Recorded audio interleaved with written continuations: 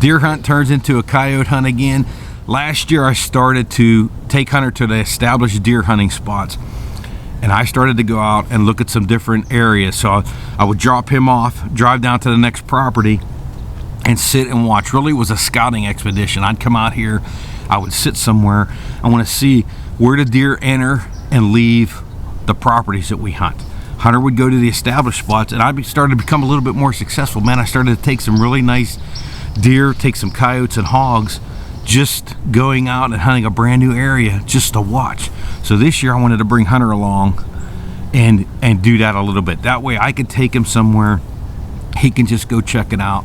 And we had a successful hunt this morning, not only for a coyote, but we seen a nice buck this morning that we're going to be able to target now next time.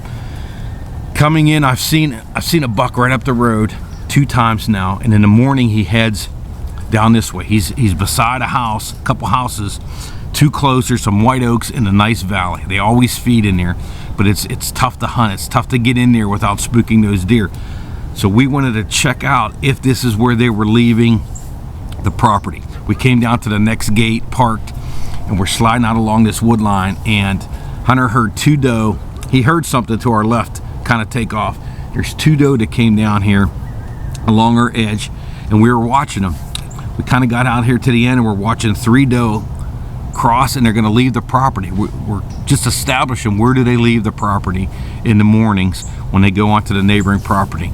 And Hunter looks down, and there's a buck about 30 yards away from us. We're kind of caught in a situation because we never set up here before. We're caught in a situation where that buck went, and we seen where he left the property now.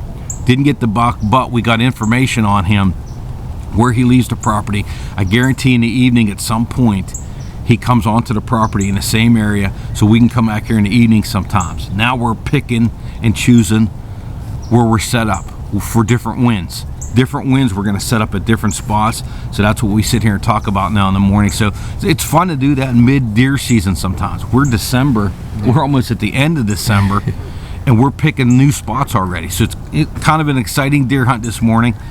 We sit down at one of the spots, maybe we're going to deer hunt. We're watching some deer on a neighboring property.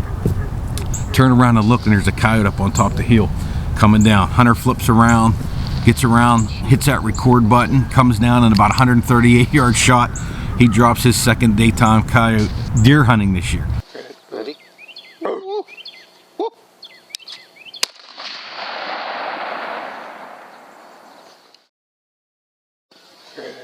Ready?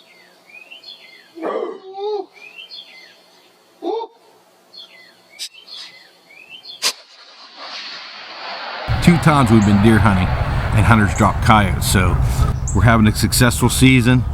We've seen where a nice buck is. We're going to target this buck next weekend probably. You'll be here looking at some places to set up.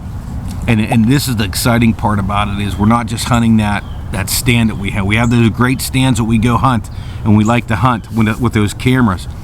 But I think it's really fun to come out here, man, on a brand new section of the property. Never deer hunted it before. Sit down, and we get to see where these bucks and does are entering, eating. I mean, they're feeding up on that hill still. A couple does up on that hill where you can see occasionally, and they're going to make their way off the property. We're going to be back here again to get after that buck. So still after them. We got 1 month left, and start a new month with that ATN Excite 4K Pro to 5x20. Check out that video.